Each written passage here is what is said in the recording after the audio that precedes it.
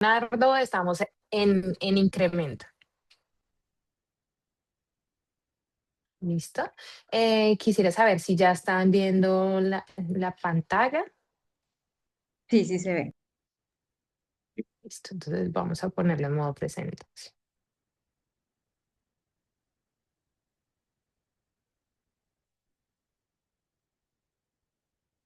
Listo, bueno, sin ánimo de retardar más del proceso, vamos a iniciar con una de las arañas más importantes que tenemos a nivel de América en general, también partes de Europa y de África, que es la denominada Lactrodectus.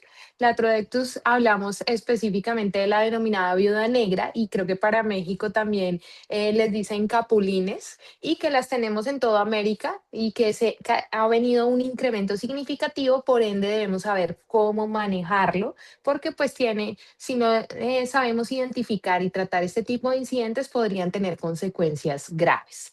Entonces, esta va a ser como la temática de la sesión, ¿sí?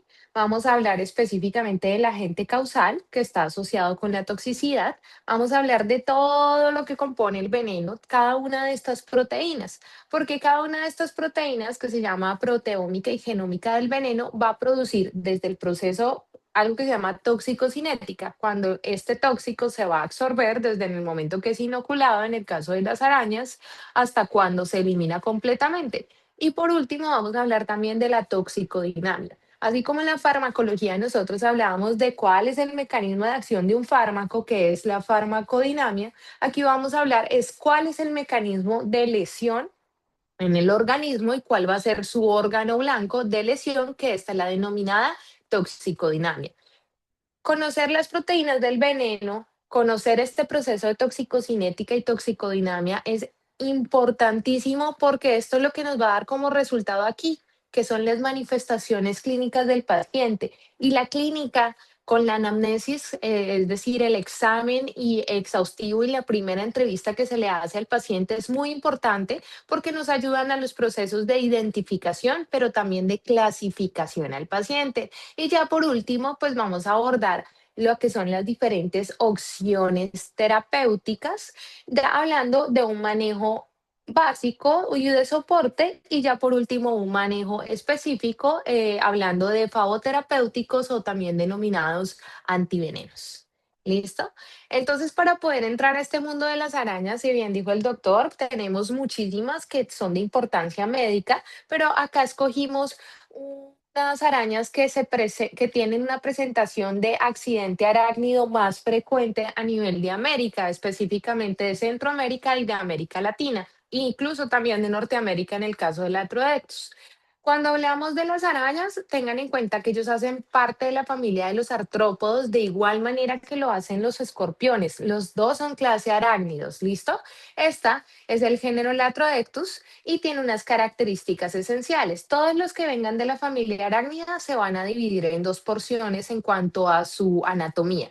Entonces tenemos aquí la parte delantera, que va a ser denominada prosoma o cefalotórax. Esta parte es extremadamente importante, porque si ustedes visualizan, voy a ver si puedo acercar la toma.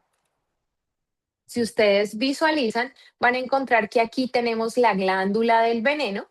También vamos a tener el sistema nervioso, parte del área gastrointestinal, incluso este es el estómago.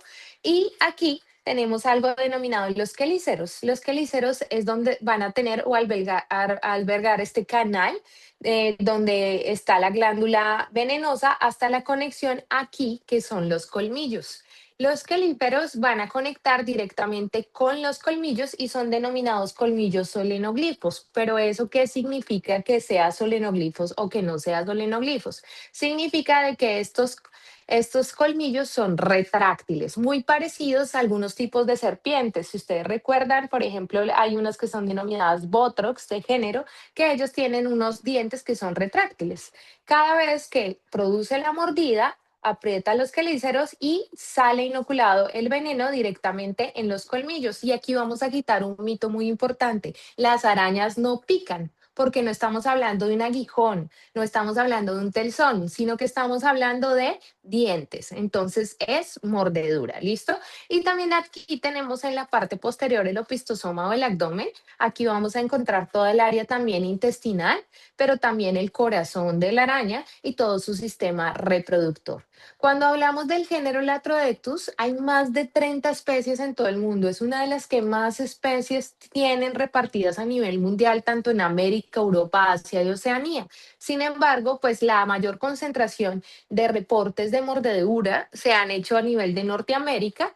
Sin embargo, se cree que hay un subreporte a nivel de Centroamérica y de América Latina, porque a la final nosotros pues ahorita en zonas endémicas pues hemos encontrado un aumento o que en muchas ocasiones no se reconoce que fue una mordedura de araña la que está causando la sintomatología. Dentro de sus características morfológicas, la mayoría de ellas son de color negro. Les digo la mayoría porque tenemos diferentes variaciones y tienen unas marcas rojas aquí en la parte del abdomen del opistosoma, que pueden ser naranjas rojizas, pero también hay unas que son colores marrones, que son, ahorita la vamos a ver, los geométricos que podemos encontrar tanto en Colombia como en México. Hablamos de que en ellas hay dimorfismo sexual. Las hembras tienden a ser mucho más grandes. Ojo con estas arañas, ustedes creen que son extremadamente grandes y en realidad el tamaño es muy pequeño. Las hembras, que en realidad se supone que son las más grandes de su especie, pueden aproximadamente medir de 3 a 4 centímetros nada más. En cambio, los machos tienden a ser menos peligrosos y pueden llegar incluso hasta 1 o 2 centímetros. En realidad, este tipo de arañas no son agresivas, no muerden solamente para procesos de defensa. Y pues tenemos una problemática, cada vez tenemos más deforestación y esto está causando que tengamos mayor exposición a fauna que era considerada ponzoñosa o venenosa. ¿Dónde las podemos encontrar? En ambientes cálidos y secos y zonas periurbanas. Antes se encontraban en estos ambientes específicos y casi siempre hacia primavera y verano, pero con la parte de cambio climático hemos encontrado que pueden estar incluso en todas las altitudes y que pues en realidad ellos se van a relacionar o a esconder en sitios que sean oscuros y protegidos. Van a ser telarañas, estas telarañas tienden a ser desordenadas, pero son tridimensionales y nunca van a estar en las partes superiores de los techos, sino que va a estar en las partes inferiores, lo que aumenta el riesgo de contacto accidental con los humanos. Entonces, bueno, voy a hablarles inicialmente de cómo es la epidemiología en mi país. En Colombia tenemos 4 tipos de viudas negras o también denominadas capulinas, que es Mactans, una de las más importantes. También tenemos Geométricus, Cucarabiensis y tenemos la Mirabilis. Miren que esta zona que les estoy señalando es la zona donde nosotras nos encontramos aquí en Colombia, en el Meta. Nosotras vivimos en Villavicencio y esta es una área considerada tropical e incluso selvática. Si ustedes ven aquí en la parte inferior, tenemos también aquí el Amazonas, que es muy conocido a nivel mundial porque son unas selvas bastante extensas. Tenemos Arauca, Bichada, Meta y demás. Es decir, que básicamente aquí donde nosotros estamos en el Meta tenemos el único centro de toxicología específico para tratamiento de animales venenosos, diferente a estas capitales de aquí adelante donde ya hay centros también concentrados, pero en mitad de Colombia básicamente lo estamos atendiendo en nuestra entidad con un énfasis de manejo de exposición de animales venenosos y ponzoñosos. La cucarabiensis es la más común. Miren que si bien hablan de una forma de reloj de arena, aquí es la viuda negra, pero tiene prácticamente el proteosoma rojo completamente y solo unas líneas negras, es decir, que sí tenemos variaciones anatómicas y fisiológicas. Y miren que también tenemos la geométricos, que esta la compartimos también con México, que en realidad no es negra completamente, sino que tiene un color que es marrón con diferentes tipos de figuras a nivel del proteosoma. Ellas, porque fueron denominadas viuda negra, pues se creía que pues para todo su proceso de reproducción, la hembra tenía que posterior al coito y el proceso de creación de huevos, pues en este caso recurrir al canibalismo con el macho. En realidad, en la época de reproducción son los sitios donde va a haber mayor calor van a producir las hembras que tienden a ser las más grandes, de 2 a 4 centímetros. Ellas producen sacos y en esos sacos pueden albergar entre 10 hasta 200 huevos. Pueden durar en un proceso de producción de huevos y de que estos puedan protruir aproximadamente unos 30 días. Y de ahí, de 9 a 12 meses, las pequeñas ninfas, que son las pequeñas arañas, en realidad empiezan todo el proceso de supervivencia. En algunas recurren nuevamente al canibalismo, por lo cual nos van a quedar en un promedio de 10 a 12. Las hembras, aquí pues beneficio del género femenino, van a vivir aproximadamente 2 a 3 años. En cambio, los machos pues casi no sobreviven, más o menos un año es lo que se estima, o en algunos casos 9 meses. En Estados Unidos es básicamente como el centro de reporte, en lo que es Poison Center de América. Ellos hacen todo un reporte de este tipo de accidente por mordedura de araña. Y ellos incluso hicieron un estudio retrospectivo desde el 2012 hasta el 2022 y que encontraron que la mayoría de las mordeduras de estas arañas son consideradas o se clasifican como leves, que solamente un pequeño porcentaje, un 10%, requiere hospitalización en realidad. Y de ese porcentaje que requiere hospitalización, solamente un 3,4% son considerados cuadros severos y requiere el uso del antiveneno. Y el antiveneno, que es el denominado fagoterapéutico, que es a base de inmunoglobulina G, no siempre está disponible. Entonces tenemos que recurrir en adecuadas medidas de soporte para que no haya complicaciones en el paciente. Adicional, que la administración de los antivenenos tiende a ser más efectiva si se hacen las primeras 3 horas post-exposición, y que se encuentra que la mayoría de personas, pues uno, no reconocieron en este caso el agente causal, no saben que fueron mordidos por arañas, muchas veces no se reconoce la lesión o no se reconoce como de importancia médica, y pues se pierde también los tiempos de efectividad de administración del antiveneno. En Colombia, los boletines epidemiológicos o se hizo por parte pues, del Instituto Nacional de Salud, que es un ente muy importante aquí a nivel nacional, porque reporta todos los accidentes que tenemos en intoxicaciones, incluyendo los accidentes ofídicos o en este caso los accidentes arácnidos, y encontraron 157 accidentes para la semana 27 del 2025. Y esto calculando la incidencia en 0,30 por cada 100.000 habitantes en Colombia. Encontraron que el 79% de las intoxicaciones por mordedura de araña corresponden a otro fenotipo que se llama fonetria, que es para nosotros la denominada araña platanera. Es una de las más venenosas a nivel mundial. También tenemos la Loxoceles, que la vamos a ver una vez terminado este módulo del lactodectismo, y solamente el 7% corresponde a la viuda negra. Tuvimos un fallecimiento de un menor por mordedura del Arthrodectus, de un menor de 14 años. Esto no se había registrado en Colombia desde 1968 y fue a causa de, básicamente, uno, la identificación tardía, también tratamientos que se consideran inseguros para un paciente intoxicado, y por último, la no administración del antiveneno por no oportunidad, no estaba presente. Si nosotros miramos y comparamos con la epidemiología de ustedes, también tenemos la Trodetex manctans, pero miren que la característica de la mexicana es que sí cumple, digamos, el fenotipo característico, que es el reloj de arena rojizo.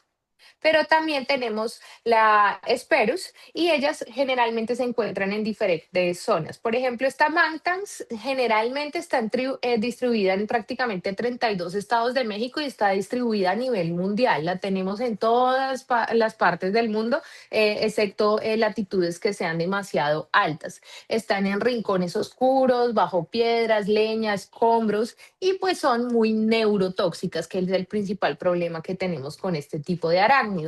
En cambio, la capulina del este, que también miren se caracteriza porque tiene el reloj de arena, esta sí es negro, brillante con rojizo. Ella tiende a estar más hacia Sonora, Chihuahua, Sinaloa, Durango, y esta que la compartimos mucho en cuanto a sus características fenotípicas, porque es como un café ocre y que tiene diferentes estructuras en su proteosoma. Ella habita en viviendas y jardines y almacenes. En realidad, muchas veces ven estas arañas como son tan pequeñas y dicen, no, no son tan peligrosas ni venenosas, a diferencia, por ejemplo, de las tarántulas, que las ven y sí consideran que sean peligrosas, pero deben tener en cuenta que entre más grandes sean, probablemente es su mecanismo de defensa y no tienen casi veneno, a diferencia de estas.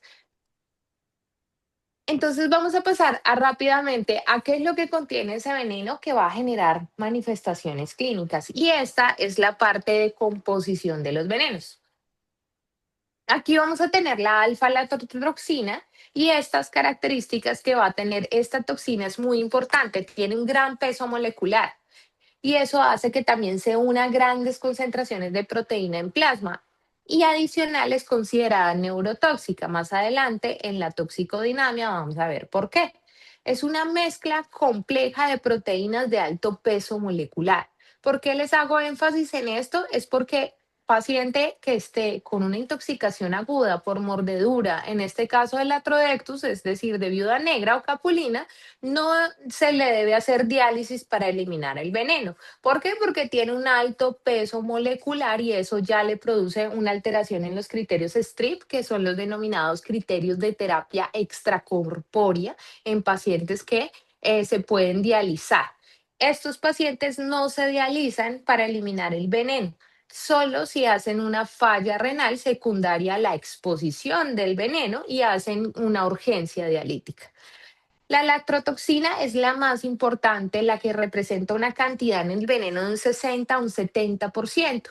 Y tenemos un menor porcentaje de otras proteínas que también van a ayudar a la difusión de la alfa-latotoxina. Por ejemplo, las lactrodectinas, que tienen un peso molecular de 15, perdón, a 30 kilodaltons y son accesorias. Ellas lo que hacen es que ayudan a la fijación y básicamente a la penetración de la latotoxina para que llegue a nivel del sistema nervioso central, a nivel de las hendiduras y a nivel presináptico, que lo vamos a ver más adelante.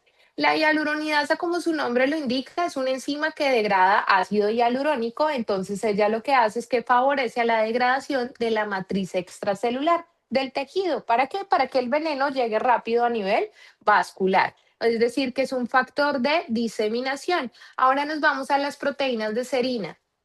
Las proteasas de la serina lo que hacen, como su nombre lo indica, es que degradan las proteínas también de la matriz extracelular y favorece a que se forme también un proceso inflamatorio en el sitio de la mordedura. En realidad su concentración tiende a ser más baja, por eso estos pacientes pueden que hagan lesiones locales, pero en muchas ocasiones se solucionan rápidamente porque su concentración es baja, pero la mayoría de los síntomas son neurológicos o pues digamos que autonómicos, porque ya lo vamos a ver más adelante.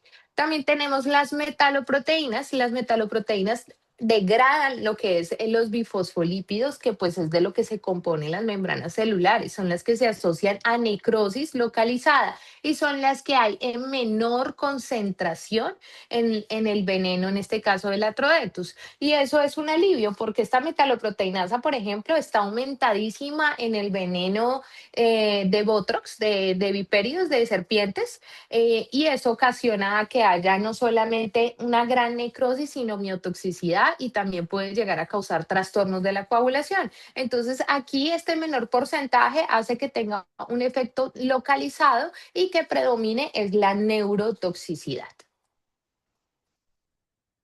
Y ahora sí, llegamos al proceso de cómo se produce la toxicidad, en este caso por las capulinas o pues las Black Widow o también pues la viuda negra. Entonces vamos a irnos aquí a nivel neurológico, tenemos la hendidura presináptica y aquí tenemos la hendidura postsináptica, ¿listo? Aquí vamos a tener unas proteínas que normalmente son de adhesión para los procesos de liberación de neurotransmisores como la neurexina y también a nivel postsináptico como la lactrofilina. Son moléculas que tenemos a nivel presináptico y postsináptico normalmente. Son receptores que nos ayudan a sus procesos de liberación y que solamente se activan con señales o impulsos nerviosos para la liberación de neurotransmisores. Pues resulta que la alfa-lactotoxina lo que hace es que su composición hace que se una tanto a nivel presináptico como a nivel postsináptico, a la neuroxina y a la natrofilina. Y una vez se unen y reconocen estos receptores, lo que va a generar es una descarga masiva de calcio a nivel presináptico, aquí en el botón presináptico. Recuerden que el calcio a nivel presináptico, ¿qué es lo que hace? Que moviliza las vesículas, que es donde están los neurotransmisores. ¿Cuáles neurotransmisores? Los que estén. Puede ser serotonina, puede ser adrenalina, puede ser dopamina, puede ser cualquier aminadrenérgica, pero también acetilcolina. Y eso nos va a producir una gran problemática porque nos está liberando todo tipo de receptores. Es decir, que yo no puedo decir que el paciente por mordedura de araña tiene un toxídrome simpático mimético. ¿Qué es un toxídrome? Son signos y síntomas derivados de una intoxicación. No puedo decir que tenga un toxídrome específico, sino que yo voy a tener una hiperactividad autonómica, ya sea por el sistema nervioso simpático, pero también se puede por el sistema nervioso parasimpático e incluso de tipo serotoninérgico. ¿Por qué? Porque estamos hablando de liberación de neurotransmisores, los que tengan en ese momento, y se va a producir de manera masiva, no va a haber un control, por lo cual fomenta la toxicidad. Entonces, ¿cuáles son las ventajas? En este tipo de animalitos, pues la ventaja de que el tamaño sea menor hace que la inoculación del veneno, es decir, la inyección del veneno con la mordedura sea pues menor. Hay sitios en los que uno considera de riesgos una mordedura, siempre son la cara, el cuello, los genitales. ¿Por qué? Porque uno, el cuello es una área altamente vascularizada, la cara es un área que pues generalmente si hay algún tipo de necrosis va a producir secuelas significativas y genitales también son áreas que son altamente vascularizadas. También los sitios que tengan pequeña vascularización, como las áreas interdigitales, está haciendo inoculación directa hacia los vasos sanguíneos. Entonces son sitios que se considera que los pacientes van a tener mayores síntomas porque básicamente van a llegar mucho más rápido a nivel plasmático. Cuando nosotros clasificamos al paciente con esta clínica, ya sabiendo cuál es la fisiopatología, ya sabemos cuál va a ser, en este caso, las manifestaciones clínicas. Y vamos a dividir en grado 1, grado 2 o grado 3. Pero también, a su vez, el grado 1 siempre va a hacer referencia a manifestaciones clínicas de qué tipo locales. ¿Listo? Solamente van a ser locales. Ahora, cuando hablamos de grado 2, ya hablamos de que vamos a tener compromiso sistémico. Y cuando hablamos de grado 3, es que vamos a tener algún signo de inestabilidad hemodinámica, más las alteraciones sistémicas, más las alteraciones locales. Entonces, en el grado 1, que es la mayoría de los escenarios, y en esto sí me uno a lo que investigaron en Poison Center a nivel de Estados Unidos, pues generalmente en la mayoría de los casos se producen síntomas locales. Como se produce una hiperreactividad también de todo el sistema nervioso simpático y parasimpático, también se produce hiperestesia, un aumento de la sensibilidad del dolor, y es un dolor que es de tipo urente porque va a haber un retardo en el cierre de los canales de sodio que son regulados por voltaje de los receptores nociceptivos, que son los que conducen dolor, pero también temperatura, que van a presentar un dolor intenso y adicional edema y aumento de la temperatura en el sitio de la mordedura. En algunas ocasiones se puede encontrar la pápula en el sitio de la mordedura, en algunas ocasiones no. Ya vimos porque las metaloproteinases van a estar disminuidas, pero este paciente no tiene ningún signo de inestabilidad según la American Heart Association. Recordemos, no tiene alteración del estado de conciencia, no va a tener dolor torácico ni disconfort cardíaco, no va a tener dificultad respiratoria, no va a tener signos de insuficiencia cardíaca y no va a tener hipotensión arterial, solamente tiene síntomas locales. La mayoría de los pacientes en realidad se sitúan en este contexto. ¿Qué población puede ser una población de riesgo? Los pacientes pediátricos, porque ellos tienen menos peso, lo cual haría que esté expuesto a una dosis de veneno mucho más alta. Este es el grado 1, no compromiso de signos vitales. ¿Listo? Solamente síntomas locales. Ahora nos vamos al grado 2. En el grado 2 empieza toda la actividad tanto del sistema nervioso simpático como parasimpático. Uno de ellos es que recuerden que lo que es la acetilcolina tiene dos grupos de receptores, los nicotínicos y los muscarínicos. Cuando nos vamos a los nicotínicos, recordemos que están en la placa neuromuscular. Y esto va a generar que se produzca fasciculaciones y espasmos musculares intensos, no solamente a nivel del músculo estriado de extremidades, sino que también se va a producir a nivel abdominal. Entonces se pueden producir contracciones intensas a nivel abdominal y acá es muy importante, no deben confundir un dolor abdominal por mordedura, en este caso del atrodectus de viuda negra, con un abdomen agudo, porque la clínica puede parecerse y puede falsearse un poco lo que son los signos de irritación peritoneal.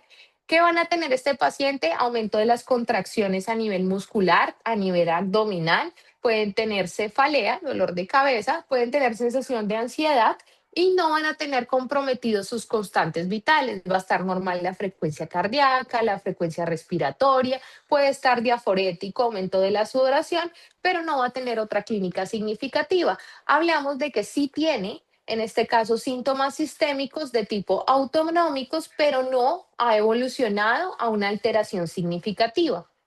Cuando hablamos del grado 3 es que ya presenta algún signo de inestabilidad que nos habla la AHA, la American Heart Association, que puede tener alteración del estado de conciencia, puede tener disconfort cardíaco, puede tener dificultad respiratoria, puede tener signos de falla cardíaca con el edema o puede tener hipotensión arterial. Adicional, el dolor muscular ya deja de ser en solo ciertas zonas periféricas, sino que está a nivel generalizado, abdomen, tórax y espalda, y es un dolor intenso, produce espasmos intensos con rigidez abdominal.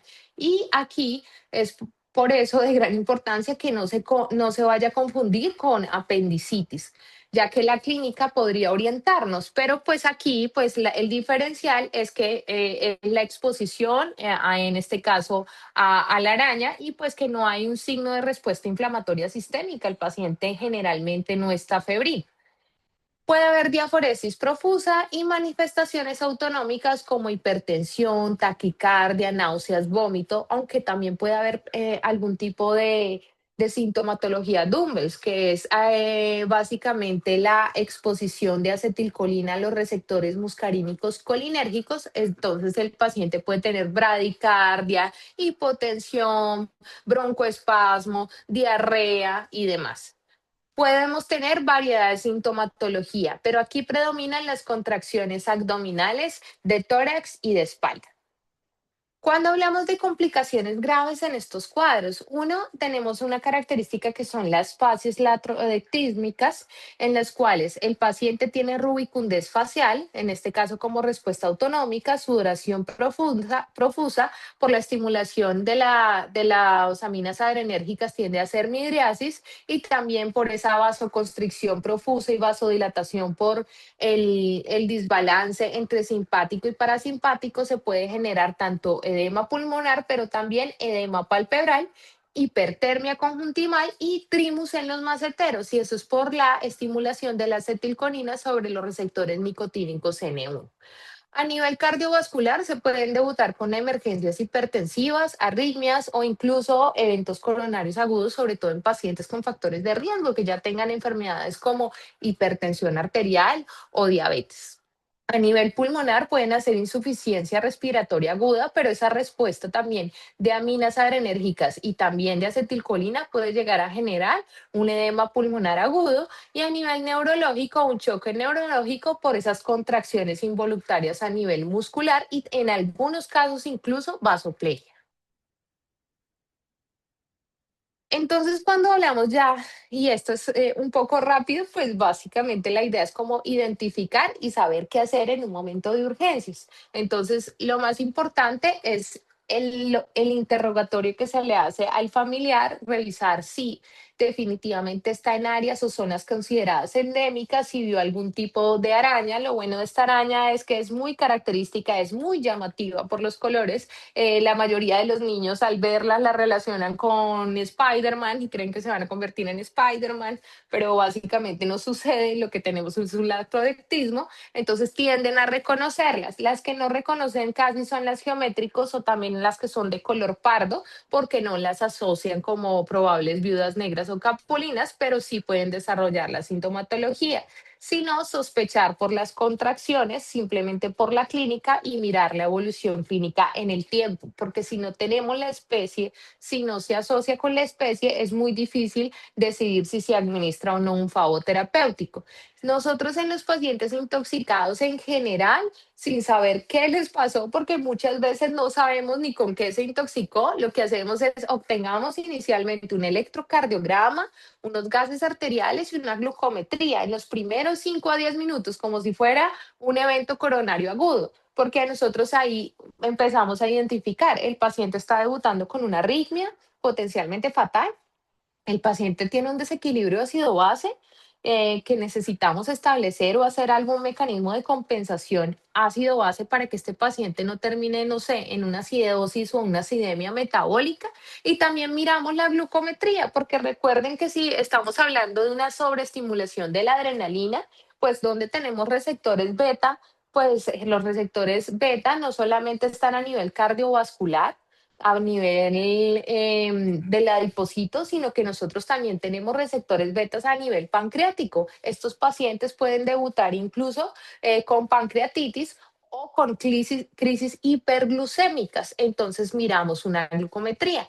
Y como aquí tenemos un compromiso multisistémico, nosotros sí miramos ya, pues tomamos los otros exámenes que sí pueden esperar un poco más, una hora o dos, que es la función hepática, la función renal, miramos troponina I si no las tienden a dar en los primeros 5 a 10 minutos. Esta es importante porque ellos pueden hacer miocardiopatía de Takotsubo, que es una cardiomiopatía por el estrés, en este caso de la exposición a aminas adrenérgicas, y también solicitamos una CPK total. La CPK total es con una enzima muy importante porque se va a elevar, sobre todo en estos pacientes que tienen un aumento de las contracciones musculares y pueden inducir a rhabdomiolisis. Y la rhabdomiolisis, que es ese montón de proteínas que están a nivel plasmático y que no se van a degradar a nivel del riñón, pueden ocasionar falla renal y complicaciones severas en el paciente. Entonces, puntos claves, tratar de identificar el sitio de la mordedura si es posible, solicitar para clínicos como hemograma, la función renal que son los azuados, la albumina creatinina, la función hepática como las transaminasas que nos ayuden a mirar si tenemos una lesión hepática aguda, también las bilirrubinas, los tiempos de coagulación, CPK total, troponina I y radiografía de tórax porque tienen riesgo de edema pulmonar. Los diagnósticos diferenciales pueden ser varios, la exposición a otras arañas, sin embargo, siempre hay unos diferenciales unas entre otras. Ahorita con la doctora Ruiz van a ver que, por ejemplo, el oxocelismo es muy característica de la lesión y casi y es identificable rápidamente solo con la vista, en cambio, esta es más con la clínica. Y siempre determinar si el paciente está cursando o no con un abdomen agudo o un dolor torácico con la identificación de los riesgos. ¿Qué debemos hacer con el paciente? Afortunadamente, la mayoría son casos leves. Casos leves es que solamente tenemos los síntomas locales que podemos básicamente manejar con una dosis de corticoide, o incluso con analgésicos que incluyen los analgésicos no esteroideos, los AINES, siempre y cuando no está afectado, no tenga ninguna sintomatología sistémica, solamente síntomas locales. Y a esos pacientes se les hace una observación de 6 horas, se le toman los paraclínicos y todo sale bien. Generalmente se le pone un toxoide antitetánico y se les da egreso. Son pacientes leves y se les hace un control por consulta externa en 24 horas. Pero sí, y pues se hace la hidratación si el paciente requiere o no. Si ya se va a hidratar el paciente, debería tener una hospitalización de 6 a 12 horas. Pero en los casos moderados a graves, estos casos ya no se puede poner analgésicos no esteroideos. ¿Por qué? Porque nosotros necesitamos preservar la función del riñón y es muy importante para nosotros preservar la función del riñón. ¿Por qué? Porque los AINES inhiben la ciclooxigenasa 1 y 2, porque no es selectivo y disminuyen, en este caso, también las prostaglandinas a nivel renal, lo que disminuye el flujo glomerular. Y para el paciente intoxicado es importantísimo que nosotros conservemos bien la función renal. Adicional, podemos hacer manejo de dolor con opioides. Sin embargo, siempre debemos mirar la presión arterial y la tensión arterial media que no esté por debajo de 65 milímetros de mercurio para evitar que el paciente no vaya a ir a un choque, ya que tenemos una descarga tanto autonómica por el simpático, pero también por la vía vasovagal mediada por el parasimpático. Entonces toca estar muy pendientes de que este paciente no vaya a ser hipotensión arterial. Las benzodiazepinas son una buena elección en el paciente que está teniendo espasmos y rigidez. De hecho, en estos pacientes que están teniendo grandes concentraciones de espasmos abdominales y periféricos, las dosis de benzodiazepinas al actuar sobre los receptores GABA-A del sistema nervioso central van a producir una entrada de cloro y un alivio a nivel de las contracciones musculares. Y así también es una manera de descartar ese abdomen rígido o probable sospecha de abdomen agudo. Y antibiótico, pues básicamente nosotros solamente lo usamos si el paciente hace signos de respuesta inflamatoria sistémica según lo que nos dice las diferentes directrices como las guías Survivor. Solo si el paciente tiene clínica de infección, nosotros utilizamos un antibiótico de infección de tipo bacteriano. ¿Y cuáles serían la elección? Generalmente, como estamos hablando de piel, y pues por mordeduras es un beta-lactámico más un inhibidor de beta-lactamasa y si se llega a haber necrosis, podríamos utilizar clindamicina.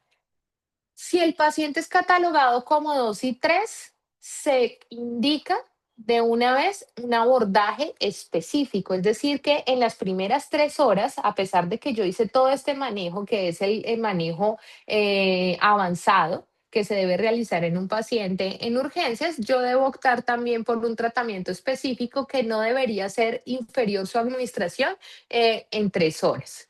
Aquí un poco de todos los, digamos, laboratorios que tienen registrado la producción de favoterapéuticos, en este caso el Lactrodectus, y miren que aquí hay una ventaja. Nosotros aquí en Colombia, a pesar de que somos grandes productores de favoterapéuticos y de antivenenos, no producimos para Lactrodectus ni para Loxoceles. En realidad nosotros utilizamos del Instituto Bioclon y aquí a la población que está de México les va a sonar porque es básicamente una empresa mexicana que ellos producen el Aracmin Plus que tiene ese favo terapéutico específico para este tipo de araña. No le sirve el alacramín también lo produce Bioclon, pero esto es para alacranes y no va a tener la lactrodectina, que es la toxina que nosotros necesitamos inhibir.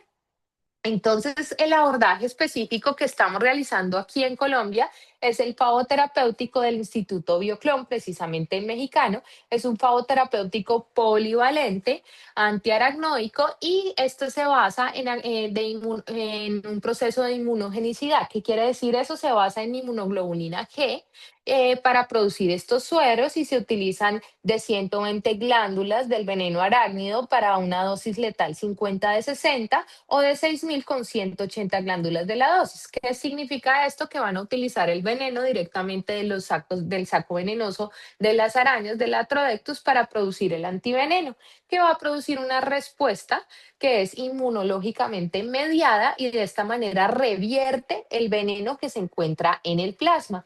Este trae un diluyente viene en una solución isotónica de 5 mililitros y está constituido por fragmentos FAC de inmunoglobulina G hiperinmune. Y estos generalmente se producen a nivel, o sea, inoculan directamente en los caballos, se hace exsanguinotransfusión y se obtienen los sueros. No requiere refrigeración, pero no se debe tener a temperaturas mayores de 37 grados. ¿Cómo se utilizan estos antivenenos? La cantidad, por si es leve, moderado, severo, se diluye en 50 mililitros de solución salina normal al 0,9% y se administra de 10 a 15 gotas cada minuto hasta completar 15 minutos y el restante se administra en aproximadamente 30 minutos si no hubo ningún tipo de reacción. Miren que esto es una recomendación del Instituto Bioclon. Aquí en Colombia sí estamos acostumbrados que los grados leves nosotros no administramos ningún tipo de antiveneno, solamente hacemos tratamiento de soporte y hacemos paraclínicos para descartar organicidad. Pero el Instituto de Bioclon allá en México, ellos sí recomiendan pues allá, que se administre un frasco para la categoría grado 1 o leve. Para moderado se categoriza si es menor de 15 años o mayor de 15 años, por lo menos si es menor de 15 años, 2 frascos, porque es el que tiene mayor riesgo, y si tiene 15 años en adelante, considerar administrar uno o también 2 frascos. Y en caso severo, si es menor de 15 años, 3 frascos y en el caso de 15 años en adelante, considerar entre 2 y 3 frascos. Esta, en realidad, la administración es más efectiva en las primeras 3 horas y se debe valorar al paciente a las 6 horas, a las 12 horas y a las 24 para saber si se considera administración de otra dosis, que en este caso podría ser de 2 frascos según si es leve, moderado o severo. La dosis recomendada es que no se pasen más, en este caso, pues ellos establecen que puede ser de 6 o incluso hasta 10. A nosotros nos ha ido muy bien con una única administración de 1 frasco o de 2 frascos, sin embargo, ¿de qué depende? De la clínica del paciente, de que haya mejoría clínica, de que no haya acidosis metabólica, de que haya mejoría de su dolor abdominal, de que no tenga un tacoxubo, de que no haya hecho una enfermedad, en este caso coronaria aguda y demás. Siempre que ustedes administren antiveninos, tienen que tener algo en cuenta que son las reacciones de hipersensibilidad. Las reacciones de hipersensibilidad por la administración de los antivenenos pueden ocurrir en las primeras 24 horas, que son mediadas por inmunoglobulina E, que lo que van a hacer es que liberan histamina, que son las reacciones cutáneas con síntomas gastrointestinales y en raros casos llegan a anafilaxia. Para esto, generalmente se para el antiveneno. Durante su administración se puede poner una dosis única de corticoide. Una vez se restablezcan los síntomas, pues ya no se va a pasar en 30 minutos, sino que se va a pasar más lento, por lo menos en 1 hora. Es decir, que doblamos el tiempo de administración con monitorización. Siempre se debe terminar de administrar el antiveneno. ¿Listo? El tiempo que sea necesario. Si hay anafilaxia, se hace el protocolo de la American Heart Association, que es la administración de adrenalina, y nuevamente se restablece. Una vez estabilizado el paciente, se reanuda la administración del antiveneno. Y ojo que también podríamos tener reacciones de hipersensibilidad tipo 3, que ocurre de 3 a 25 días posterior de la administración, que es por la formación de inmunocomplejos que se van a depositar casi siempre en las articulaciones y van a producir una respuesta inmune que va a ser que va a generar fiebre, artralgias, proteinuria, nefropatía, adenomegalias. Esto se hace generalmente en manejo con corticoides, analgésicos y en casos severos con hospitalizaciones. Entonces, digamos que los puntos claves con la Trodectus es que en realidad la identificación clínica y la anamnesis es primordial. Siempre debemos determinar el contexto epidemiológico para sospechar a su exposición. Debemos hacer una clasificación de severidad, hacer un uso racional de los medicamentos, a dar un abordaje siempre de soporte y solamente en casos puntuales, dependiendo de la clasificación, vamos a manejo específico. En caso de que no tengan los antivenenos, sigue el manejo de soporte y de cada una de las complicaciones que presente el paciente y debería autolimitarse la clínica en un periodo de 72 horas cuando empieza el proceso de eliminación. Esta es una pequeña imagen como de un pequeño resumen de todo lo que puede ser un latrodectismo a nivel general, con los tiempos de duración y ya el máximo de 72 horas y pues el tratamiento sugerido. Y este pues código de barras, este código es para que lo escaneen si quieren tener más información de este tipo de toxicología por medio de las redes sociales. Y le voy a dar paso a la doctora Ruiz. Buenas tardes para todos. ¿Me escuchan bien? Doctora Ruiz, espérame un segundito para yo poder silenciar Sí, sí te mi... escuchamos bien. Listo, muchas gracias. Bueno, vamos a continuar con la conferencia hablando de loxocelismo, este tipo de accidente arácnido secundario a la mordedura por araña del género Loxoceles, que como lo decía la doctora Vicuña, y al inicio de la presentación viene en un aumento significativo a nivel en Colombia y en países como México se han documentado más de 40 especies también con un aumento en la progresión. Siguiente, por favor.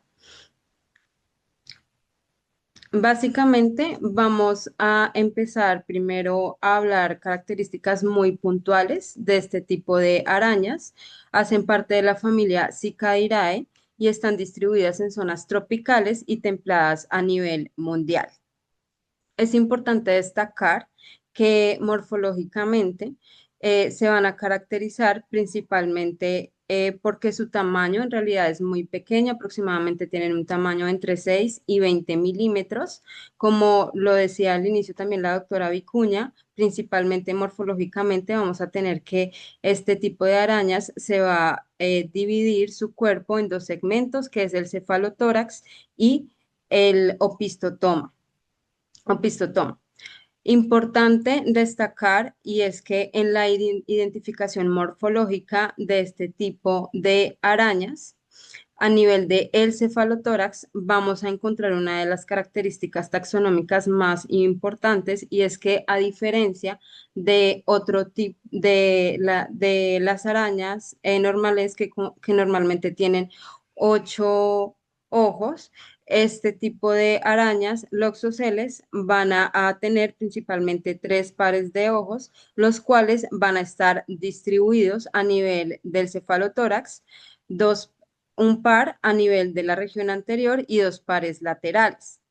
Adicionalmente, es importante destacar y es que en el dorso del cefalotórax vamos a encontrar una mancha oscura que tiene una forma de violín o también lo pueden encontrar en la literatura como un mástil que apunta en dirección al abdomen o al opistotoma del arácnido y es por eso que recibe su nombre como coloquialmente se conoce como araña violinista, araña violín.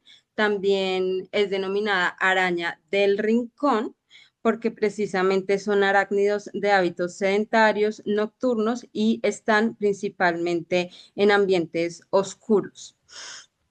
Dentro de la coloración es importante destacar que tienen una coloración gris clara, marrón o incluso también marrón rojiza o anaranjada, como lo observan en la imagen. Y para terminar, dentro de las características más puntuales a nivel del cefalotórax, si ustedes evidencian en la diapositiva, este tipo de araña se va a caracterizar porque tiene 8 patas, las cuales están distribuidas en 4 a cada lado, que están unidas a nivel del cefalotórax. Una cosa importante en cuanto al opistotoma y es que el opistotoma o el abdomen de la araña del género Loxoceles generalmente tiende a ser mucho más oscuro que el cefalotórax, como ustedes lo evidencian en la imagen. Allí también pues vamos a encontrar todos los diferentes sistemas previamente explicado por la doctora Vicuña, no me voy a detener. Como les decía anteriormente, son arácnidos de hábitos sedentarios, nocturnos, prefieren los ambientes oscuros y esto va a ser muy importante porque principalmente se van a alojar en los closets, detrás de los recuadros, en la ropa, ¿cierto? Y en los zapatos.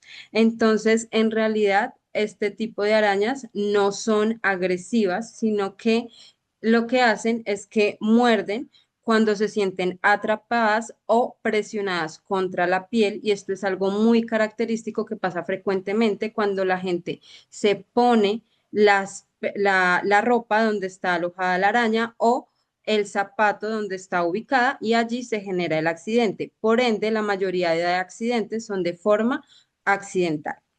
Siguiente, por favor.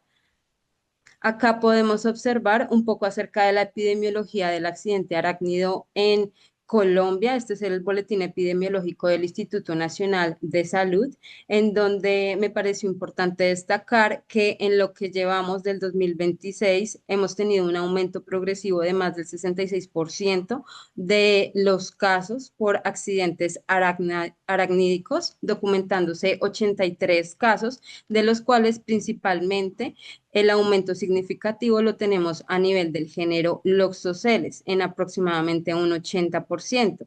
Principalmente el género más afectado siempre va a ser el género masculino y el área de recurrencia de estos accidentes es el área rural, que llama la atención que la actividad donde sucede la mordedura principalmente es una actividad de recreación en un 68%, seguido de la actividad agrícola. Y esto es muy importante porque lo vemos frecuentemente con la doctora Vicuña y es que la mayoría de accidentes generalmente es en población pediátrica y también en personas con ocupaciones agrícolas, principalmente en área rural. Algo importante destacar y son las zonas anatómicas de afectación, principalmente la zona más afectada es el miembro superior, seguido de los dedos de la mano y en tercer lugar el miembro inferior. Y una de las complicaciones más asociadas a este tipo de accidentes van a ser la celulitis y excesos, lo cual va a ser muy importante tenerlo en cuenta porque también hace parte del diagnóstico diferencial. Ustedes observan también acá un mapa representativo de Colombia en donde se determinan principalmente los departamentos de mayor incidencia de estos casos, estando presente todo lo que es el Meta, Bichada, Casanare, la región del Amazonas y pues la Orinoquía. Siguiente, por favor. Y hablando un poco acerca de la epidemiología, pues a nivel global, principalmente en México, acá ustedes pueden observar la distribución de las especies de Loxoceles en México, siendo pues la más importante la Loxoceles reclusa. Sin embargo, tenemos otro tipo de especies como está la Loxoceles apachea, que predominantemente está en zonas áridas y semiáridas del norte y noreste del país. También tenemos la Loxoceles thermotitlan, que es una especie asociada principalmente a áreas urbanas. Seguimos con otro tipo de especies, que es la Loxoceles westex, que está presente en regiones cálidas y húmedas. Y por último, y no menos importante, la Loxoceles reclusa, que está relacionada principalmente por zonas áridas también y semiáridas del norte del país. Como inicialmente lo destacó la doctora Vicuña, hay más de 40 especies de arañas del género Loxoceles en México. Siguiente, por favor. Entonces vamos a hablar un poco acerca de la proteómica del veneno y es muy importante destacar que a diferencia de lo que veíamos en Lactrodectus, este veneno de Loxoceles también va a contener múltiples proteínas, enzimas y polipéptidos, pero van a ser de bajo peso molecular. En cambio, como lo veíamos en Lactrodectus, estos generalmente son componentes de alto peso molecular. Entonces, dentro de los principales componentes, el más estudiado es la esfingomielina D, o también conocida como la fosfolipasa D, y esta va a ser el componente más importante, que está entre un 40 a un 75% de todo el componente proteico y es la encargada de favorecer la dermonecrosis y la hemólisis vascular secundaria a la hidrolización de la esfingomielina y otros lípidos en la membrana.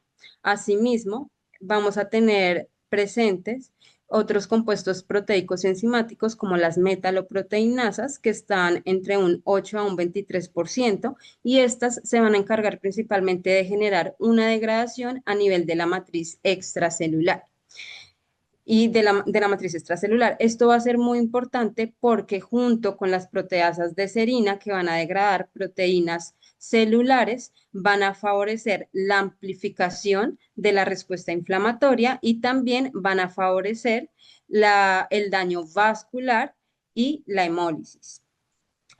Por último, y no menos importante, tenemos la presencia de la hialuronidasa. En realidad, esta está presente en menor proporción, pero va a ser muy importante también porque va a facilitar la entrada y la diseminación de los otros componentes proteicos previamente ya documentados hacia todos los tejidos, amplificándose el compromiso local y sistémico. Y por último, también se ha documentado la presencia de inhibidores de péptidos de cisteína, pero estos tienen más un efecto insecticida, principalmente a nivel de la presa, pero en diferentes investigaciones se ha llegado a determinar que este péptido puede favorecer el bloqueo de canales de sodio y potasio en las terminales nerviosas, favoreciendo la presencia de dolor y parestesia local. Siguiente, por favor. Entonces, ya hablando un poco acerca de la toxicodinamia, es muy importante destacar que posterior a que tenemos la mordedura por la araña del género Loxosceles y posterior a la inoculación del veneno, como les decía anteriormente, vamos a tener principalmente el mayor componente que es la esfingomielinasa D. Esta va a ser muy importante porque va a tener preferencia principalmente a nivel de las membranas celulares, pero principalmente hacia la esfingomielina que va a estar principalmente ubicada a nivel de los eritrocitos. Entonces, esta esfingomielinasa D, posteriormente a que interacciona con estas membranas que son ricas en esfingomielina, van a generar un daño celular favorecida por una lisis de los eritrocitos. Esto va a favorecer el siguiente paso y uno de los más importantes y es la activación del complemento. Esa activación del complemento nos va a dar lugar a que se activa toda una respuesta inflamatoria favorecida por células de la defensa, neutrófilos, macrófagos, que lo que van a favorecer es también una activación y un daño celular y esto a su vez va a dar la activación del complemento, va a favorecer la agregación plaquetaria que va a incrementar la permeabilidad vascular, dando lugar a la aparición de una placa marmolia que va a ser muy característica dentro de las lesiones y que veremos más adelante, pero ustedes pueden ver en la imagen. Concomitantemente, como les decía anteriormente, la hialuronidasa lo que va a favorecer es la difusión de los otros componentes proteicos como las metaloproteinasas, las cuales van a degradar la matriz extracelular, van a degradar las proteínas celulares y esto va a favorecer al daño endotelial, se va a generar un aumento en esa respuesta inflamatoria con una inflamación neutrofílica, una producción de radicales libres y de sustancias proinflamatorias y vasoconstrictoras como leucotrienos, tromboxano A2, serotonina, que van a dar lugar a la vasoconstricción, al aumento del daño vascular, a la formación de microtrombos a nivel vascular y van a generar por último una necrosis tisular que va a ser una de las lesiones más características de este tipo de accidente que ya veremos. Por ende, dentro de la presentación clínica, nosotros podemos tener lesiones leves que van a resolver dentro de las primeras 2 a 3 semanas, dependiendo de la localización y el tipo de compromiso, o podemos tener unas lesiones moderadas a severas que pueden persistir de 6 a 8 semanas, dependiendo la extensión y el tratamiento precoz que se le instaure al paciente. Y en casos ya más graves, donde vamos a tener una necrosis profunda que puede incluso generar sobreinfección bacteriana, pues la resolución de estas lesiones puede superar más de los 3 meses hasta una cicatrización completa. Siguiente, por favor. Dentro de la presentación clínica, entonces, estas imágenes que ustedes están observando acá son las lesiones típicas, qué pena, son las lesiones típicas del accidente arácnido por loxoceles, en donde estas lesiones son unas imágenes de un paciente que manejamos en concomitante con la doctora Vicuña con previa autorización para la publicación de las imágenes, en donde vamos a tener una fase inicial que se va a dar en las primeras 6 horas después de la mordedura, en donde vamos a tener una sensación leve o nula de dolor. Esto va a ser muy importante porque en esta fase inicial, generalmente, como es una lesión que incluso es indolora, que incluso parece benigna, esto hace que muchos de los pacientes consulten de manera tardía a los servicios de urgencias. Posteriormente a esta fase Posteriormente a esta fase inicial vamos a tener una fase inflamatoria que se va a dar en las siguientes 6 a 24 horas, en donde vamos a ver la lesión característica del loxocelismo, que es esta placa marmórea, que se caracteriza por la presencia de una zona pálida central isquémica asociada a una zona eritematosa violácea con un eritema periférico. Es una placa también conocida como placa livedoide y esto es muy característico del oxocelismo. A partir de esa fase inflamatoria, vamos a tener una fase de necrosis que se va a dar en las siguientes 24 a 72 horas. Esta dermonecrosis va a ser muy característica. Allí vamos a tener la dermonecrosis ya instaurada, secundaria a la vasculitis trombótica y el daño endotelial, que es mediado precisamente por la esfingomielinasa D, que va a ser el componente proteico más característico. Entonces, si ustedes pueden ver en la imagen, vamos a tener un tejido central que se torna violáceo, necrótico, o sea, acá ya hay una necrosis instaurada, ¿cierto? Incluso cuando se toca este tipo de lesiones, tiene frialdad, está indurada y tiende a ser muy dolorosa. Y ya vamos a tener una última fase, que es la fase de esfacelación. Esta fase va a ser muy importante, en donde acá esa placa y esa área de necrosis que ustedes pueden observar, esa área necrótica se delimita ya completamente, ¿cierto? La escara, de hecho, se elimina, se desprende y comienza toda una fase de recuperación y de esfacelación que puede durar incluso desde 4 a 6 semanas, dependiendo la localización de la lesión y el compromiso. Siguiente, por favor. Entonces, dentro de la presentación clínica es importante destacar que tenemos un espectro de 3 variantes que hacen parte del loxocelismo. Tenemos el loxocelismo cutáneo edematoso, el loxocelismo cutáneo necrótico y el loxocelismo cutáneo visceral.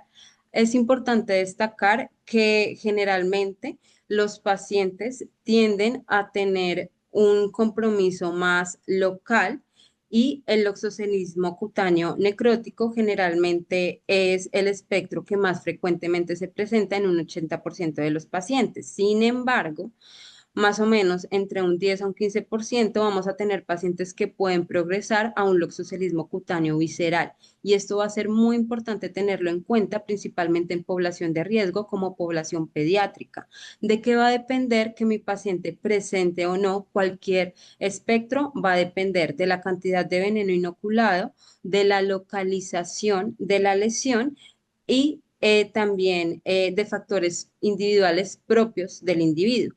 En cuanto al oxocelismo cutáneo edematoso, en realidad este se va a presentar en entre un 5 a 10% de los casos. Se caracteriza por la presencia de la placa marmórea, como lo dije previamente, en donde recuerden que vamos a tener un centro pálido isquémico, una zona eritemastosa y un halo periférico eritematosa. Posteriormente, también hay otro espectro que es el oxocelismo cutáneo necrótico, en donde ya vamos a ver la presencia de un área y una placa necrótica asociado a ulceración y una zona eritematosa, incluso violácea, secundaria, pues a toda la toxicodinamia de los componentes proteicos y el efecto citotóxico del veneno, secundario a ese aumento de la permeabilidad, a la necrosis dérmica y a la trombosis microvascular generada principalmente por la esfingomielinasa D. Como les dije posteriormente, la mayoría de pacientes, en una proporción menor, los pacientes más o menos en un 10% pueden cursar con un loxocelismo cutáneo visceral, que de hecho es el espectro más grave del loxocelismo y más mortal, en donde acá ya tenemos un compromiso sistémico. Acá es importante destacar que todos estos componentes proteicos enzimáticos alcanzan la circulación sistémica, favorecen el proceso inflamatorio ya a nivel sistémico y van a dar lugar a las diferentes manifestaciones. Una de ellas y la más importante es la fiebre, concomitantemente con las características de la lesión necrótica. Los pacientes también pueden cursar con otro tipo de compromiso, que es la ictericia, la hemoglobinuria y el daño renal agudo. el daño renal agudo, secundario a todo este compromiso, a todo este compromiso sistémico. Qué pena con ustedes. Importante destacar que siempre todos los pacientes con una alta sospecha del oxocelismo se debe descartar un compromiso y una organicidad secundaria. Por ende, como lo decía la doctora Vicuña, estos pacientes se benefician de la realización de una anamnesis completa. Idealmente se debe identificar el arácnido, pero esto es muy difícil, más que todo cuando se presenta en población pediátrica. Así que nos guiamos principalmente por la presentación clínica, estas lesiones muy características que tiene el paciente. Y debemos sí o sí realizar una serie de exámenes para descartar la organicidad secundaria, hemograma, función renal, función hepática, tiempos de coagulación, porque estos pacientes pueden llegar a generar hemólisis intravascular y pueden cursar con coagulopatía incluso de consumo. Siguiente, por favor. En cuanto al abordaje terapéutico, entonces es importante destacar que, como les dije, la mayoría de pacientes puede cursar con un loxocelismo cutáneo necrótico y esto se asocia porque la mayoría de pacientes consultan de manera tardía los servicios de urgencias. Generalmente el abordaje debe ser enfocado a la identificación de signos clínicos de inestabilidad en el paciente, priorizando siempre el ABCDE para estabilizar hemodinámicamente al paciente. A nivel del manejo local, importante siempre realizar un adecuado lavado del área afectada con abundante agua fría. Acá esto es muy importante porque el frío va a generar vasoconstricción y lo que va a hacer es que va a retardar la diseminación de los componentes proteicos del veneno citotóxico del Loxoceles. Entonces, esto es muy importante. También es importante realizar una adecuada educación tanto al personal de salud como a la comunidad en evitar este tipo de medidas a nivel de las lesiones. No, no se debe cortar la piel, no se debe hacer ningún tipo de lesión traumática, tampoco se debe succionar el sitio de la mordedura. Estas prácticas son muy frecuentes en los pacientes. No se debe hacer torniquete ni orinar la herida porque esto va a aumentar la isquemia, la necrosis y la sobreinfección. Sí o sí debemos evitar la administración de medicamentos intramusculares. Como lo explicaba en la fisiopatología, estos pacientes cursan con hemólisis intravascular. Por ende, lo ideal siempre es previo a la administración de cualquier medicamento, debemos descartar una organicidad secundaria, evitar también el uso de AINES hasta que se descarte un compromiso sistémico, principalmente la lesión renal aguda y el compromiso vascular, porque esto puede aumentar el riesgo de hemorragias y compromiso renal. Los pacientes se benefician de un aporte hídrico con soluciones isotónicas, preferiblemente lactato de Ringer, para mantener un gasto urinario mayor a un cc por kilo hora. Solo debemos administrar el toxoide antitetánico cuando tengamos tiempos de coagulación normales. Y esto es importante porque también lo vemos frecuentemente con la doctora Vicuña y lo primero que hacen en este tipo de accidentes, tanto arácnidos como ponzoñosos, es aplicarle el toxoide tetánico y esto puede incluso aumentar el riesgo de hematomas a nivel local. El corticoide tópico se puede utilizar solo si hay eritema o prurito, en ausencia de necrosis. Si ya tenemos la presencia de la necrosis en la lesión, no se debe utilizar corticoide tópico y los analgésicos de elección, el acetaminofén tramadol. Se debe observar el paciente durante las primeras 24 a 48 horas y siempre estar atento a la aparición de síntomas sistémicos por el riesgo de un loxocelismo cutáneo visceral. Siguiente. Dentro del abordaje terapéutico, pues es importante destacar el uso de fagoterapéutico anti-loxoceles, que es producido por el Instituto Bioclon en México. Como lo decía la doctora Vicuña, principalmente pues este antídoto va a caracterizarse por tener fragmentos anti-FAP y lo que hace es reducir o neutralizar la acción de la esfingomielinasa D. Hay algo importante y es que para la administración de este FAO terapéutico, idealmente tenemos un tiempo de ventana, debe administrarse en las primeras 24 horas, porque lo ideal es evitar la progresión de la lesión a la necrosis. Esto es muy difícil porque, como lo vengo diciendo, la mayoría de pacientes ingresan de manera tardía y hay una cosa importante y es que la disponibilidad de este FAO terapéutico no es tan accesible a nivel mundial. Por ejemplo, en nuestro país, Colombia, nosotros no disponemos de este tipo de FAO terapéutico, por ende, pues hacemos un enfoque más de soporte, de manejo local y manejando pues las complicaciones sistémicas. Dentro de las características del fagoterapéutico, este está indicado para loxocelismo cutáneo y sistémico y la dosis va a depender si el accidente arácnido sea en adultos o en niños. La dosis en adultos, si es un loxocelismo cutáneo, idealmente un vial. Si ya estamos sospechando un loxocelismo sistémico, se deben administrar dos viales de manera intravenosa. Este también tiene y posee un diluyente. Debe hacer la preparación y se diluye en 100 a 250 cc de solución salina para administrar la infusión de los diluyentes, siempre el paciente monitorizado en sala de reanimación por el riesgo de presentar reacciones de hipersensibilidad.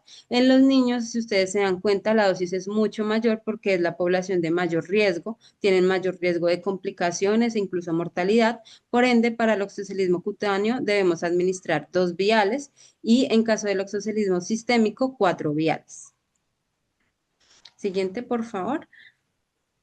Dentro del abordaje terapéutico es importante destacar que el uso de antibiótico no se debe realizar de manera rutinaria, solamente se va a instaurar si tenemos signos de sobreinfección bacteriana secundaria, como la presencia de exudado purulento, la presencia de compromiso sistémico con fiebre, celulitis adyacentes, en donde principalmente vamos a ver los principales gérmenes implicados, que va a ser el estafilococo aureus, incluido el meticilino resistente o el streptococo piógenes.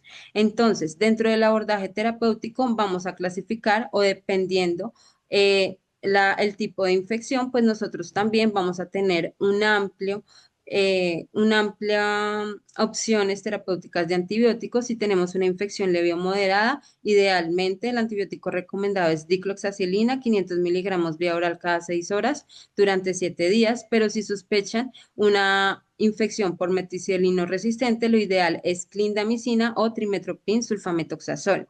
En caso de infecciones severas o celulitis extensas, lo ideal es iniciar administración con cefazolina, 1 gramo IV cada 8 horas, o ceftriaxona, 1 a 2 gramos IV cada 24 horas. Si se sospecha Staphylococcus meticilino resistente, idealmente vancomicina ajustada a peso y también a función renal del paciente. Y si tenemos un paciente con alérgico a beta-lactámicos, podemos utilizar la doxiciclina, dosis de 100 miligramos vía oral cada 12 horas, o clindamicina, 300 miligramos cada 8 horas.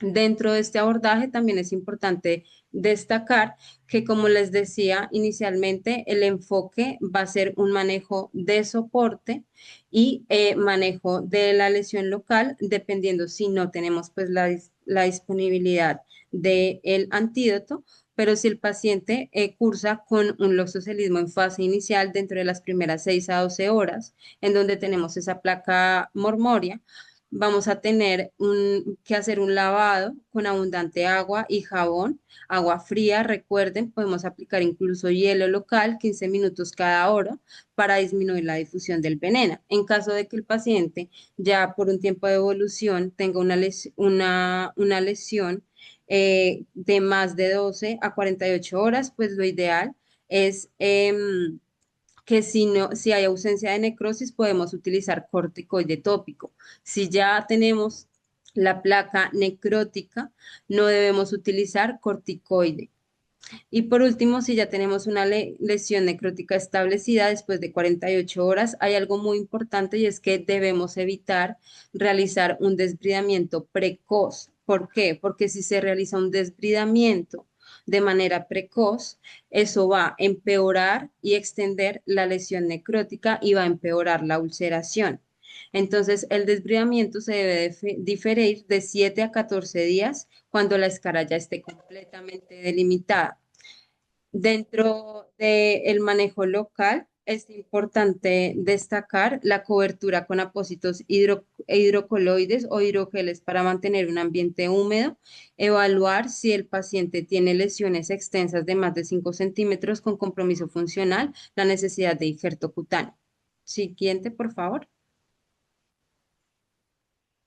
Y ya para terminar, unos puntos claves que resume pues todo lo que hemos visto durante esta parte de la conferencia. Importante siempre la identificación del arácnido, idealmente pues la coloración marrón o naranja, las patas alargadas. Importante también, recuerden que estas generalmente les gusta estar en lugares secos, oscuros, entonces siempre es importante tener una adecuada limpieza de estos lugares, evitar la acumulación de basuras, ¿cierto? Porque allí es donde más pueden estar presentes y siempre sacudir también la ropa que se van a colocar. Estos tipos de accidentes también se pueden generar a nivel ocupacional, como lo veíamos a nivel de la epidemiología, en donde la mayoría de casos pueden ser en la agricultura, por ende los pacientes deben utilizar un adecuado equipo de protección personal, guantes, botas, overol. Esto disminuye el riesgo de este tipo de accidentes. No se debe manipular el arácnido, se debe siempre tratar de educar a la comunidad en no aplicar absolutamente nada en la herida y tratar pues de asistir a los servicios de urgencias lo más pronto posible. Y ya para terminar, ustedes encuentran acá este código donde encuentran mi perfil toxicológica para más información educativa sobre toxicología clínica. Nuevamente reitero el agradecimiento junto con la doctora Vicuña, al doctor Leonardo y a ustedes por participar en esta conferencia. Y pues creo que abrimos la sesión de preguntas. Muchas gracias a todos. Excelente, padrísima información, padrísima. La verdad de que se nota que les apasiona y que les gusta el tema. Y vamos a ver en la parte de dudas y preguntas referente al tema. Y a partir de la mano levantada, Nadia, vamos a darle el micrófono, vamos a darle el micrófono. Hola, ¿qué tal? Buenas tardes. ¿Me escuchan? ¿Cómo están? Sí, te Sí, te escuchamos. escuchamos. Después es ahora sí que muy interesante su charla, la verdad está muy completa, ahora sí que son todas unas expertas en su tema.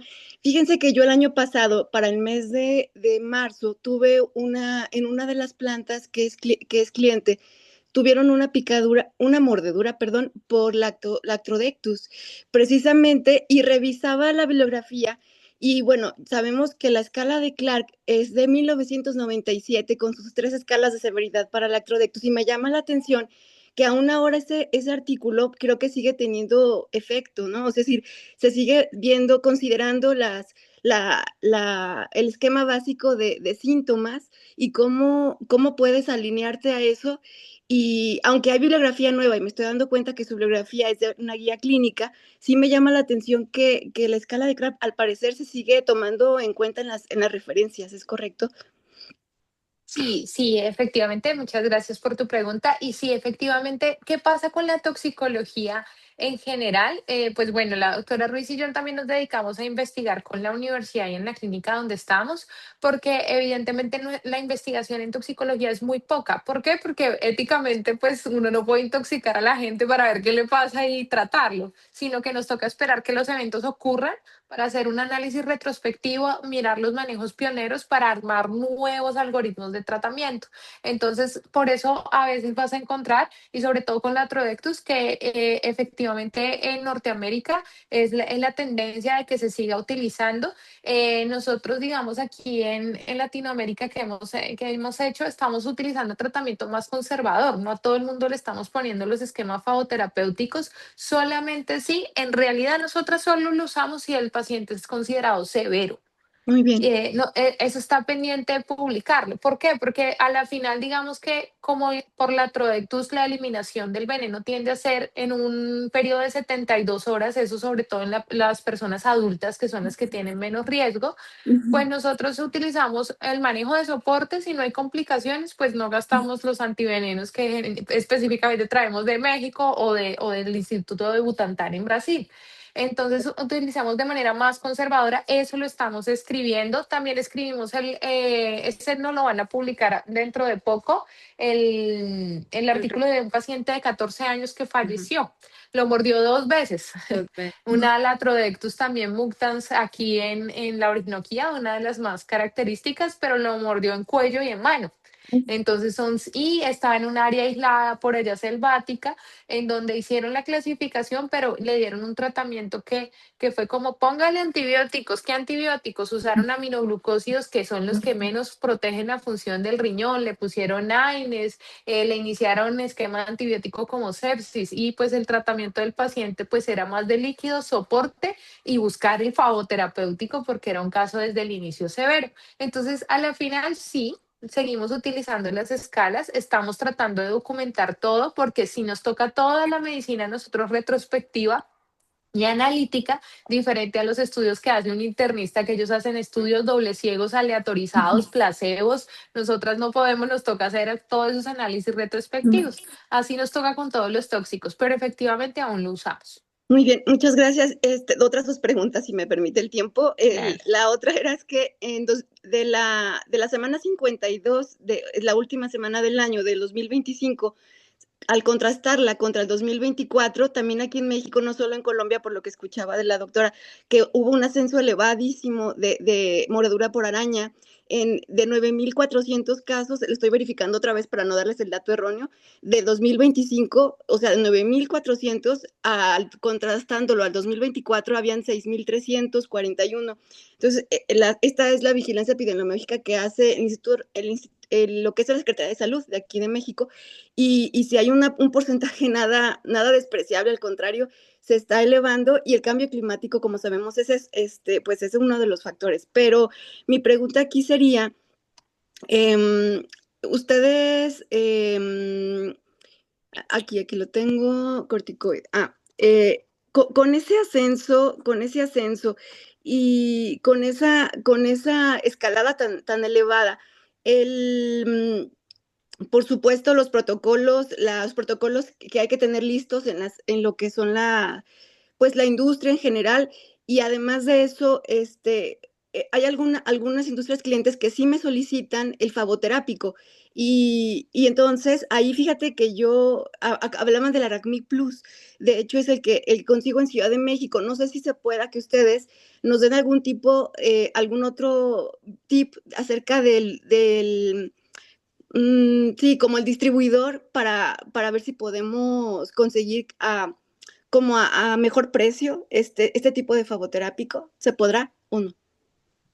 Pues digamos que es importante, uno, lo del cambio climático que dices, y la deforestación está haciendo que cada vez vayamos a tener Ujú. eventos toxicológicos por animales venenosos. Ahorita tenemos por orugas, aquí a nivel de Colombia ha aumentado por eso mismo.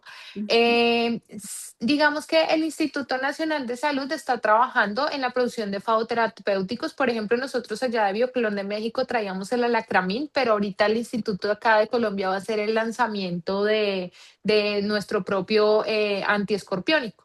Estamos en empalme con ellos para ver si va a haber producción por Lactrodectus y Loxoceles, y Fonetria, que es la platanera, Ujú. porque hemos tenido un aumento significativo acá en Colombia, entonces probablemente empiece la producción. Otro podría ser el Instituto de Butantan. Nosotras estamos tratando de tener un acercamiento con ellos como para ir a mirar todo lo de ofídico, Ok. de cómo ellos hacen los tratamientos, y pues nosotras de pronto les preguntaríamos y transmitiríamos a ver cómo sería el proceso, porque ellos son los otros que lo producen. De resto, Ujú. hay en Estados Unidos. Estados Unidos. Estados Unidos es uno de los mayores productores con Merck, Industrias Farmacéuticas. Ellos producen, lo que pasa es que el costo sí tiende a ser más Ah, elevado. Su producción es muy buena. De hecho, tienen una muy buena recomendación y un nivel de evidencia alto porque ellos reportan eso desde 1940 y pico y producen antivenenos también, pero los costos tienden a ser más elevados. Ok, Entonces, bien, pues nos pondríamos de tarea a ver el Instituto de Butantán en Brasil y de pronto acá en Colombia la otra semana que tenemos un evento de salud pública precisamente con el Instituto Nacional de Salud, a ver si podemos obtener información y se las transmitimos. Claro. gracias. Perfecto, buenísimo. A, Muy bien, a, pues a usted, muchas gracias. tenían la mano levantada alguien más, pero creo que ya la bajó. Ah, Iris. Iris, adelante, Iris.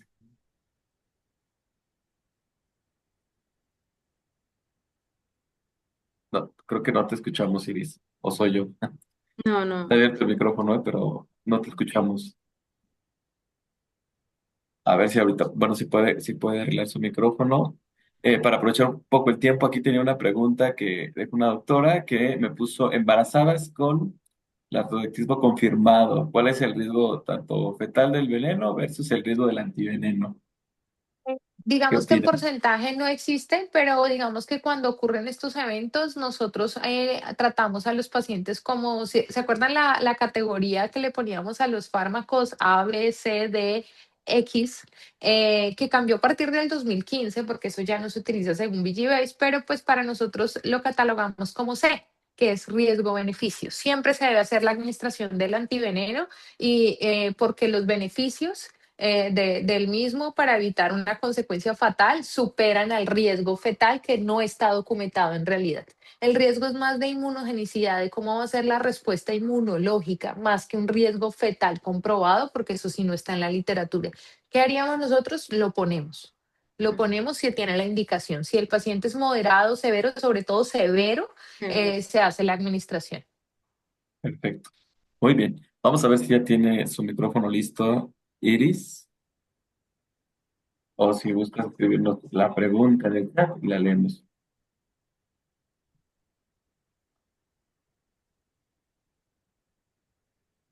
De todas maneras, la sesión, la verdad es que la vamos a tener, la vamos a, bueno, está grabada, se está grabando y la vamos a subir para que igual, si quedaron por ahí algunas dudas durante el lapso, pues la puedan estar visualizando las veces que sean necesarias. La verdad es que excelente ponencia. Creo que no pudo resolver, ¿verdad? El tema del micrófono. Ah, sí, mira, ya lo está Ah, escribiendo. está escribiendo en el chat, sí. Vamos a ver, estamos esperanzados con esa pregunta. Vamos a ver.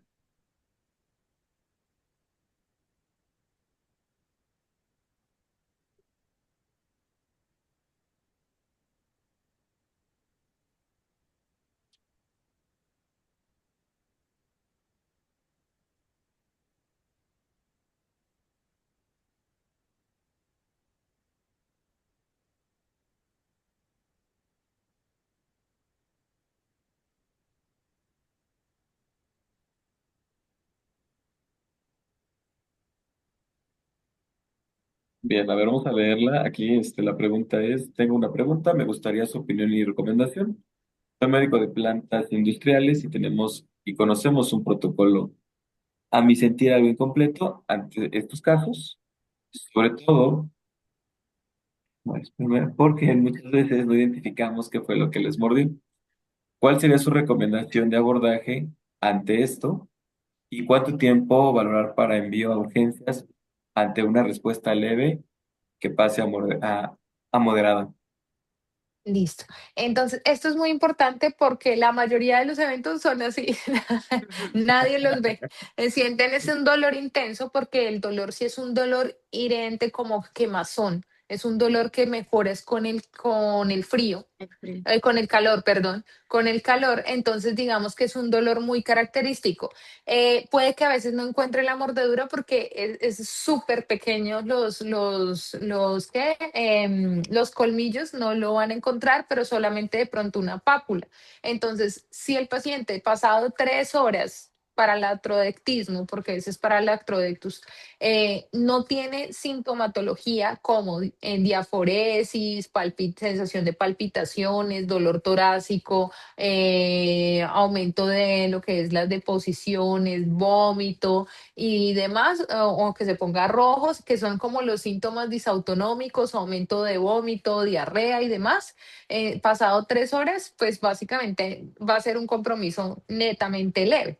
Pero si ya el paciente hace síntomas que son ya los moderados a severos, los moderados es que puede que no comprometa los signos vitales, pero empiece con la sudoración, empiece con vómito, empiece con diarrea, se ponga robicundo, rojo, que haga un edema palpebral o que empiece con dolor abdominal intenso y fasciculaciones, contracciones musculares en extremidades, que eso es típico del acrodectismo moderado, eh, debe acudir a urgencias.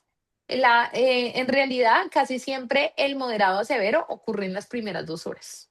Ocurre en las primeras 2 horas. Ya pasado 3 horas se debería dar las recomendaciones a que si en 6 horas no presenta nada, probablemente no va a hacer nada más. Población pediátrica que lo picó algo y no saben, llévenlo a urgencias. Es mejor verlo en urgencias por lo menos 6 a 12 horas y saber que no tiene nada sistémico. ¿Por qué? Porque a veces es muy difícil saber. A nosotros, a los niños, sobre todo el oxoceles, Lo como sucede. el de la doctora, nos los llevan es una semana después con las lesiones ya Dale. necróticas y con la supercelulitis y los abscesos. Y pues ellos no saben que era un loxocelismo. Lo que pasa es que ya nosotros, como vemos tantas esas lesiones, esa es la típica mordedura del loxoceles, la placa marmolia, pero solamente por clínica y en la mayoría de los casos. En el caso del acrodectus, los síntomas moderados, que son los síntomas ya que van para compromiso disautonómico, que es mediado por el simpático y el parasimpático. Una cosa de pronto importante para adicionar a lo que dice la doctora Vicuña en esa pregunta y es el contexto de la parte industrial y ocupacional, que también vemos muchos casos y es que muchos de los accidentes se presentan porque no tienen una adecuada utilización de los elementos de protección y hay que ser muy enfático en esto porque de verdad los pacientes no utilizan tapabocas, no utilizan guantes, no utilizan el overol y pues esto favorece los accidentes. Adicionalmente, pues digamos en el caso de los oxoceles, tener en cuenta que es la araña violinista del rincón, entonces le gusta siempre los lugares oscuros, entonces estanterías, closets. ¿Cierto? Ahí lo importante es siempre verificar primero antes de introducir cualquier extremidad, mano, pie, idealmente, pues que se utilice un adecuado uso de los elementos de protección personal. Excelente, perfecto. Pues gracias por todas las recomendaciones. Ya nos contesta aquí Iris. Gracias, súper. Y pues bueno, doctoras, pues la verdad es que mil gracias. Colegas, esta noche se llevan algo muy claro. Tanto la Viuda Negra como la violinista no son anécdotas tropicales. No se matan con la mano. Son diagnósticos clínicos que un médico bien formado debería poder identificar en los próximos 10 minutos de la consulta, ¿no? Porque aquí pues la ventana terapéutica, sobre todo en el exorcismo, pues sistémico se mide en horas. Y pues bueno, desde MedicV vamos a seguir construyendo estos puentes entre la toxicología clínica y la medicina ocupacional, porque el accidente por animales venenosos es también un accidente laboral. Cuando Estamos ocurre de la mano. en una bodega, cuando ocurre en una obra o en el campo, les recordamos, pues bueno, seguir a las expertas. La verdad es que me gusta cómo se apasionan, cómo les gustan estos temas, doctora Vicuña, doctora Ruiz. Y en MedicV, pues bueno, síganlas en sus redes, en LinkedIn. La verdad es que tienen muy buen contenido. Y pues gracias por su tiempo. Nos vemos en el siguiente webinar. Y pues por ahí me gustaría tomar una foto. Siempre cerramos con una foto. Yo sé que ahorita por tiempos algunas se desconectaron, pero padrísima, Sí, padrísima la verdad la ponencia. Y si pueden prender un poco su cámara para tomar esta foto, yo sé que ya es noche, a lo mejor para ya hay algunos, todos. es tarde, están trabajando, algunos otros a lo mejor están en casa, pero créanme, será una foto muy breve y se las compartiremos ahí en las redes. Sale a la cuenta de tres, vamos a darles ahí un tiempo breve. Vamos a empezar con una, dos, tres, vamos con otra. Dame un momento, permítanme, vamos a compartirla acá.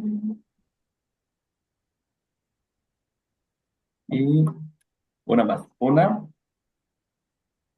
dos y tres. Perfecto.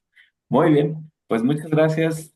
Nos vemos en la próxima. Les agradezco mucho su tiempo. Los que se conectaron les enviaremos por ahí su constancia de participación a este evento. Y les damos muchas gracias, doctora, de nuevo, doctora Vicuña, doctora Ruiz. Esperemos que no sea la primera, sino a lo mejor de muchas otras sesiones más, porque la verdad es que su contenido y su aporte al tema del tema de, por ejemplo, de toxicología, no solamente clínica, seguramente va a dar para más, para la parte también industrial.